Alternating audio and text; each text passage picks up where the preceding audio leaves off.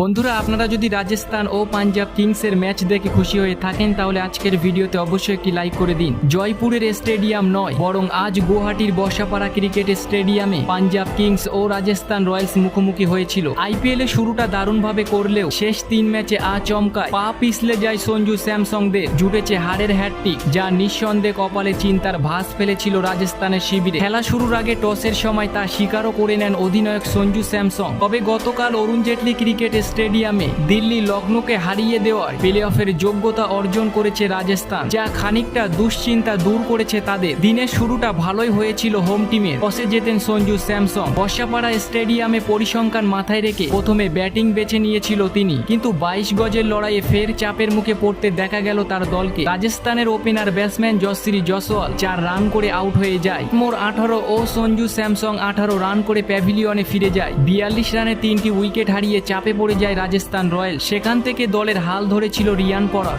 আজকে দলের হয়ে অসাধারণ ইনিংস খেলেছিল তিনি। 34 বলে 48 রান করে যান। রবিচন্দ্র অশ্বিন 28 ও রোবম্যান পয়েল 4 রান করে আউট হয়ে যায়। 9টি উইকেট হারিয়ে নির্ধারিত 20 ওভারে 144 রান করে রাজস্থান রয়্যাল। এই রান তাড়া করতে নেমে 6 রানে একটি উইকেট হারিয়ে ফেলে পাঞ্জাব কিংস। আজকের ম্যাচে প্রফ সিমরন 1 রান করে আউট হয়ে যায়। রাইলি রুশো 22 ও শশাঙ্ক সিং 2 বলে 0 রান করে প্যাভিলিয়নে ফেরেন। 36 রানে 3টি উইকেট হারিয়ে চাপে পড়ে যায় পাঞ্জাব কিং। তখনও দলের হয়ে লড়াই করে যাচ্ছিল আর এক ওপেনার জনি ব্রাস্টো, কিন্তু তিনিও অবশেষে ব্যর্থ হয়ে যায়। 22 বলে 14 রান করে আউট হয়ে যান তিনি। একটা সময় মনে হচ্ছিল পাঞ্জাব কিংস হয়তো এই ম্যাচটি জিততে পারবে না, কারণ 48 রানে তারা 4টি উইকেট হারিয়ে ফেলেছিল। সেখান থেকে দলের হাল ধরেন ক্যাপ্টেন স্যাম কারান ও জিতেশ শর্মা। এই ম্যাচটা জেতার জন্য পাঞ্জাবকে 54 বলে 79 রান করতে হবে। তারা দুজন মিলে পাঞ্জাব দলকে সামনের দিকে এগিয়ে নিয়ে যায়। আজকের ম্যাচে জিতেশ শর্মা 20 বলে 22 রান করে প্যাভিলিয়নে ফিরে যান। 15 ওভার 4 বলে 5টি উইকেট হারিয়ে 111 রান করেছিল পাঞ্জাব। এই ম্যাচটি জেতার জন্য তখন দরকার ছিল পাঞ্জাবে 26 বলে 34 রান।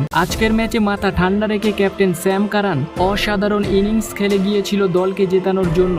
41 বলে 63 রানে চোখ ধাঁধানো ইনিংস খেলে যান তিনি। তার সঙ্গে অপর প্রান্তে ব্যাট করা আশুতোষ শর্মা দারুণ সঙ্গ দিয়েছিল আজ। তিনিও 11 বলে 17 রান করেন। অবশেষে পাঞ্জাব কিংস 18 ওভার 5 বলে এই ম্যাচটি দুর্দান্তভাবে জয় করে নেয়। আজকের ম্যাচে স্যাম কারান ও আশুতোষ শর্মা নট আউট ছিল। তো বন্ধুরা, আপনাদের কেমন লাগলো এই রোমাঞ্চকর ম্যাচ নিচে কমেন্ট করে আমাদের জানাতে ভুলবেন না।